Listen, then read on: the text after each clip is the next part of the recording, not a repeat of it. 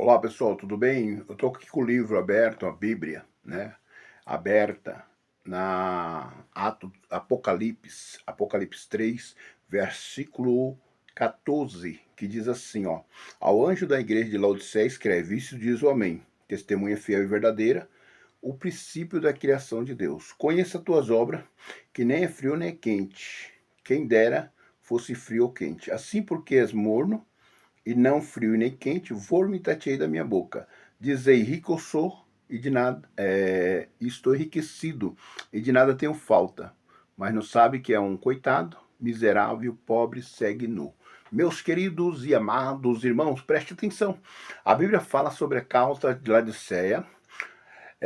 João, quando teve uma visão ali na ilha de Patmos, a Bíblia fala em Apocalipse que João teve uma visão e Deus apareceu para ele, Jesus apareceu para ele e falou para ele escrever carta às igrejas da Ásia, às 7 igrejas da Ásia e aos 7 anjos que estão em cada igreja tinha um anjo que estava ali localizado naquela igreja, ok? Então, meus queridos, preste bem atenção. Olha só, a igreja de Laodiceia foi uma das últimas cartas escritas. E observamos aqui que a igreja de Laodiceia tinha um problema muito sério na igreja, porque elas estavam divididas. Elas não era crente, ela não era quente e nem fria, como se fosse. Jesus fez uma comparação, porque assim, naquela época, naquela cidade, havia água morna. Por quê? Porque a água daquela cidade não era uma água potável, não era uma água que podia se beber. E para ser uma água potável, precisava chegar de longe a água. E até chegar ali naquela cidade, passava por tubulações e aquecia o sol e a água chegava morna. Jesus fez uma comparação entre aquelas pessoas como fosse aquela água, que nem é fria e nem é quente, mas é morna. E porque é morna, vomitar-te-ei. Jesus disse para aquela igreja, foi bem rude, Jesus como se diz, com uma expressão de dureza, uma expressão como posso dizer, de, de conserto, disse para elas: Olha, como você não é frio e nem quente, vomitar-te-ei da minha boca. Porque vocês dizem, rico sou e de nada tenho falta. Realmente, a igreja era uma igreja rica, é uma igreja que tinha prosperidade, é uma igreja que tinha de tudo. Porém, Deus não estava se agradando. Por quê? Porque eles achavam que não estava precisando de Deus. E é difícil quando nós achamos que não necessitamos de buscar a Deus, não necessitamos de ter comunhão com Deus, não necessitamos de ter a ligação com Deus, não necessitamos de Deus para nada. E achamos que podemos tudo sem Deus. E é difícil para quem já conhece a Deus, para quem já praticou a Deus, para uma igreja caminhar sem Deus. Não tem como uma igreja caminhar sem Deus. E a igreja de Laodiceia era uma igreja que estava caminhando sem Deus, porque ela dizia: ricos somos, de nada temos falta. Mas Deus disse para elas: olha, miserável, vocês não sabem que vocês são os miseráveis, pobre segue nu. Isso espiritualmente. Jesus não estava dizendo que eles eram ricos, que eles estavam vestidos, não. Jesus disse para eles assim: olha, para mim, Jesus disse, para mim, aos meus olhos, vocês são cegos, miseráveis. No versículo 17. No versículo 17, na parte B, mas não sabe que é uns coitado, miserável, pobre, segue nu. Jesus disse para eles: olha, eu estou vendo a sua nudez, vocês estão cegos, vocês não estão enxergando, e vocês são os miseráveis. Para mim, vocês são os miseráveis, porque não tem minha presença, vocês não estão me enxergando, vocês não estão me buscando, vocês não estão sentindo a minha graça. Amém? Então, meus queridos, prestou bem atenção na igreja de Laodiceia, o que está acontecendo, o que estava acontecendo, e a carta foi direcionada a essa igreja, ao anjo que estava nessa igreja. A preocupação de Deus com aquela igreja era que aquela igreja afastou de Deus, abandonou a Deus, esqueceu de Deus, largou as coisas de Deus e achava que estava tudo bem. E é um perigo quando nós achamos que estamos tudo bem nas nossas vidas e esquecemos de nos vigiar, de nos preparar, de nos fortificar diante da presença de Deus. Por quê? Porque a presença de Deus, ela nos conduz, ela nos guia, ela nos dá visão. E por isso aquele povo estava cego, porque ele não tinha visão, ele não era conduzido, ele não era guiado e faltava visão. Quando falta visão, falta guiação, falta você ser conduzido por alguém. Então a igreja faltava ser conduzida. E pobre por quê? Porque ela não tinha Jesus. E quando você não tem Jesus, a sua riqueza não serve para nada, o seu dinheiro serve para você comprar, serve para uma alegria passageira, mas Jesus estava dizendo de uma alegria espiritual, de um gozo espiritual, de uma comunhão espiritual, de algo que preenchia o seu vazio. E sabe o que Jesus estava falando?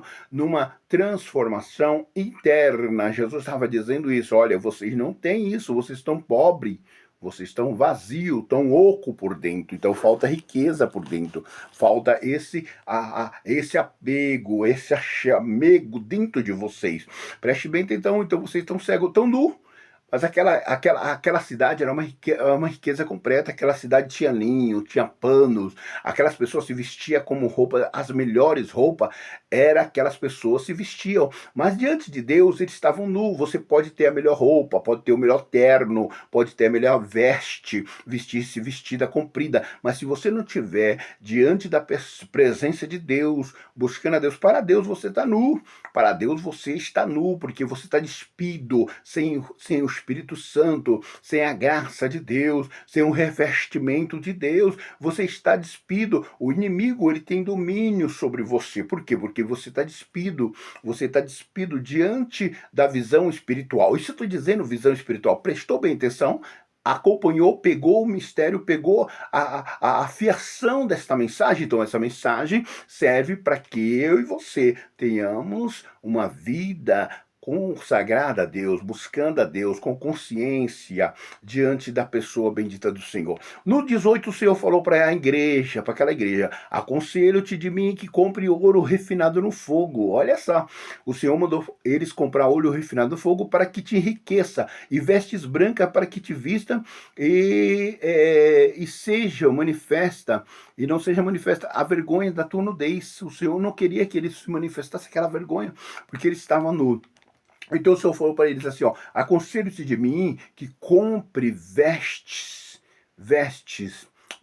para se vestir, que compre no fogo, ouro refinado. Preste bem atenção, aconselho-te de mim que compre ouro refinado no fogo, para que te enriqueça, e vestes branca para que te vista, e não seja manifesta a vergonha da tua nudez, e colírio para que unja os teus olhos, a fim de que veja. O Senhor falou para ele assim: eu preciso mudar a tua vida, mas para isso você precisa ser refinado no fogo, ser tratado, ser queimado, para ser um diamante, um ouro perfeito. Eu vou ter que transformar vocês, vou ter que mudar, mas eu aconselho que você se trate, né? A pessoa, quando passa por refinação, ela se transforma. O Senhor falou para eles que era necessário se transformar. Há pessoas que elas necessitam dessas transformações, como aquela igreja. A igreja precisava passar por isso. O Senhor disse para eles.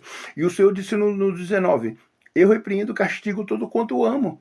Sê, pois, zeloso e arrependas. Então, o Senhor Jesus, no momento de expressão que ele expressou, aquela dureza para aquela igreja, e depois ele disse: eu fiz isso para vocês porque eu amo vocês. Então, eu repreendo e castigo todos quanto amo. Sê, pois, zeloso, arrepende-se, se transforme, entre na minha presença. É tão fácil você abandonar o seu coração, porque aonde está o seu coração está a sua riqueza. O seu coração, aonde está o seu coração? Muitas vezes o coração da pessoa está na casa, está no trabalho, está nos afazeres, está na família, e o seu coração não pode estar em outro lugar a não ser a Deus. Deus não troca. Ele não troca a sua adoração por outras coisas. O Deus não quer que você pare de adorar Ele para adorar a riqueza. Deus não quer que você pare de buscar a Ele para buscar as coisas materiais. Então, saiba dividir, saiba separar as coisas. Começa a encaixar as coisas no seu devido lugar. Olha, quando você encaixa as coisas, Deus ele se agrada e a prosperidade ela entra conforme você vai buscando, as coisas vão entrando, vai se encaixando e você não larga as coisas de Deus. Por quê? Porque você começa a separar o mundo, as coisas dessa terra é as coisas de Deus. Deus em primeiro lugar. Tudo que você for fazer, coloque Deus na frente. Tudo que você for preparar, manejar, buscar, aconselhar, põe Deus na frente. Comece a colocar Deus na frente, em direção àquilo que você for fazer. Preste bem atenção. E ele diz aqui, ó, no 20, eis que eu estou à porta e bato. Se alguém ouvir a minha voz e abrir a porta, eu entrarei na sua casa e com ele cearei e ele comigo. Essa palavra aqui, de cear com a pessoa, isso só era na vinda do Senhor, no arrebatamento, escatologia, na vinda de Cristo. Jesus ia cear com a igreja. Ele ia cear com a igreja, já tem um banquete preparado para cear com aqueles que subir para o céu. Mas o Senhor falou para essa igreja que se ela se arrepender, preste bem atenção, por isso que a Bíblia fala que quando o pecador se arrepende, há festa no céu, amém? Então o Senhor disse que haveria festa, ele ia colocar um banquete. Eu estou com a Bíblia aberta aqui, e olha só, ele ia preparar um banquete para aquelas pessoas. Então ele falou assim, ó, eis que eu estou à porta dessa igreja, se você ouvir a minha voz e abrir a porta, eu entrarei, farei um banquete, uma festa, oh, aleluia. Então Jesus quer fazer uma festa, Deus quer fazer uma festa com aquela igreja. Então para ele fazer, ela precisa se arrepender, buscar ele em primeiro lugar. A carta direcionada a essa igreja de Laodiceia é uma carta muito forte, muito rígida, muito apropriada pelo momento daquela igreja, porque há palavras que é apropriada pelo momento, pela ocasião. Então a ocasião fez essa ação que o Senhor Jesus entrou para que ele falasse duramente com aquela igreja para despertar.